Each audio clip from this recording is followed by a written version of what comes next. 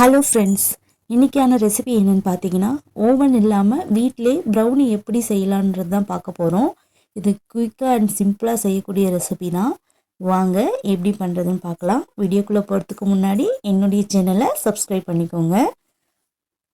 First brownie பண்ணுறதுக்கு நம்ம பட்டரும் dark சாக்லேட்டும் எடுத்திருக்கேன்.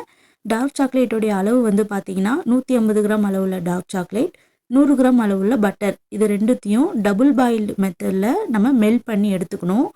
எப்படி பண்ணுறதுன்னு பார்த்தீங்கன்னா, ஒரு பாத்திரத்தில் தண்ணி நல்லா சுட வச்சு எடுத்துக்கோங்க. அதுக்கு மேலே நம்ம எடுத்து வச்சுருக்க சாக்லேட்டும் பட்டரும் வச்சு நல்லா மெல்ட் பண்ணி எடுத்துக்கோங்க.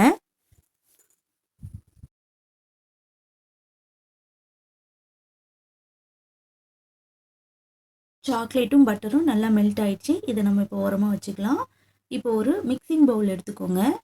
இதில் 2 முட்டை உடச்சி பார்த்து ஊற்றுங்க. அப்படியே டைரெக்டாக ஊற்றுனீங்கன்னா முட்டை கெட்டு போச்சுன்னா எதுவும் பண்ண முடியாது.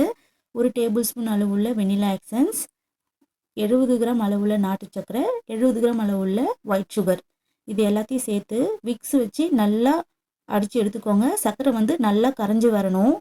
அது வரைக்கும் நல்லா அடித்து எடுத்துக்கோங்க. உங்கள்கிட்ட பீட்டர் இருந்ததுன்னா அதை வச்சு கூட நீங்கள் அடித்து எடுத்துக்கலாம்.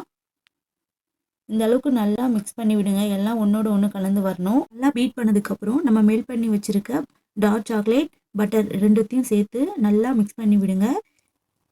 எல்லாம் சேர்த்து நல்லா மிக்ஸ் ஆகி வரணும். இந்த அளவுக்கு மிக்ஸ் ஆனால் மட்டும் போதும்.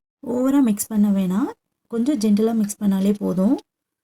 இதுக்கப்புறம் ட்ரை இன்க்ரீடியன்ட் சேர்க்க போகிறோம். இதில் வந்து பார்த்திங்கன்னா மைதா, ஒரு 60 கிராம் அளவு உள்ள மைதா, ஒரு அரை டீஸ்பூன் பேக்கிங் பவுடர், ஒரு 30 கிராம் அளவுள்ள கோகோ பவுடர், இது எல்லாத்தையும் சேர்த்துட்டு நல்லா சலிச்சு விடுங்க. கட்டிகள் எதுவும் இல்லாமல் நல்லா சலிச்சு விடுங்க.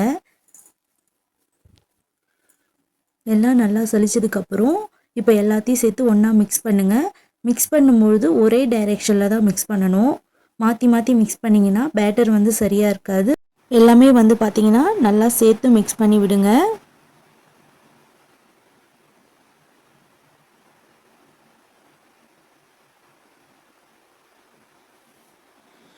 இந்த அளவுக்கு மிக்ஸ் ஆனதும் இப்போ நம்ம கேக் ட்ரேயில் மாற்றி வச்சுக்கலாம். கேக் ட்ரேயில் கொஞ்சமாக நெய் ஊற்றி அதை மொத்தமாக ஸ்ப்ரெட் பண்ணி விடுங்க கேக் ட்ரே ஃபுல்லாக. அதுக்கு மேலே கொஞ்சமாக மைதா பவுடர் தூவி அதையும் ஸ்ப்ரெட் பண்ணி விடுங்க. உங்கள் கிட்ட பட்டர் ஷீட் இருந்தால் நீங்கள் பட்டர் ஷீட் கூட போட்டுக்கலாம். இப்போ ரெடி பண்ணி வச்சுருக்க ப்ரௌனி பேட்டரை இதில் சேர்த்துக்கலாம்.